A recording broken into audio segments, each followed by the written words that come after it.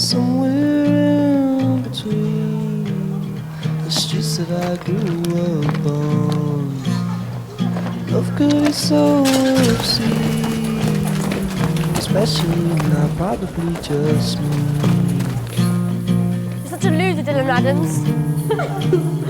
I'm Alison McDonnell. I'm the writer and director and producer of Unsung.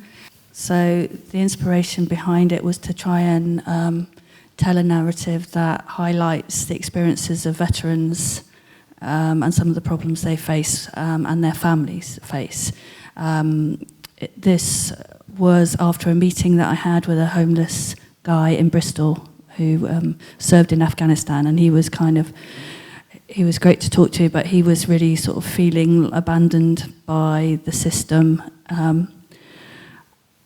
I suggested things that he could do, and he was very shut off from it. So the story really is about the young boy's attempts to try and reach him, but because of all his issues, he's built walls and doesn't want to sort of connect with society. So throughout the whole film, there was all connections with like the squad being part of a group and being isolated, and to do with loyalty and betrayal. And also my son was the lead child actor.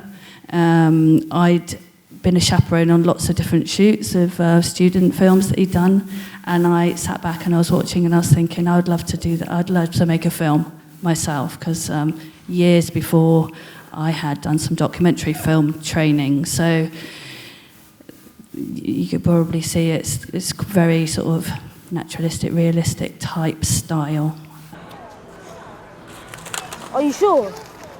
I said just leave me alone.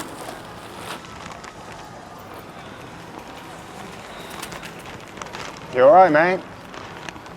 No, I'm not alright. Need any help? No, I don't need any help. Every good soldier needs a squad though, eh? Where's your squad then, eh?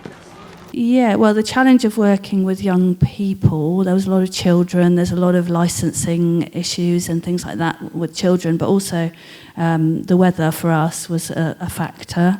Luckily, because you schedule it and you don't exactly know what it's going to be like. But in the script, there was a sunset in the very last shot, and it actually was the very last shot of our film schedule, 4 days shoot. So, but time was running out, so like we were on the pier, and first AD was saying, we've got like 10 minutes left till sunset, and we had to run down the pier with the two boys and sort of, the final shot. It was fantastic, and it was a memory. But the challenge was when we went back to do pickup, so we did some audio recording. The boys had grown up, and so their voices had broken. So our sound editor had to really work at manipulating that to try and fit it all in. So my son was 13, 14 and 15 in that film in different shots. So I think we got away with it just about. But that was the challenge really, to match it up.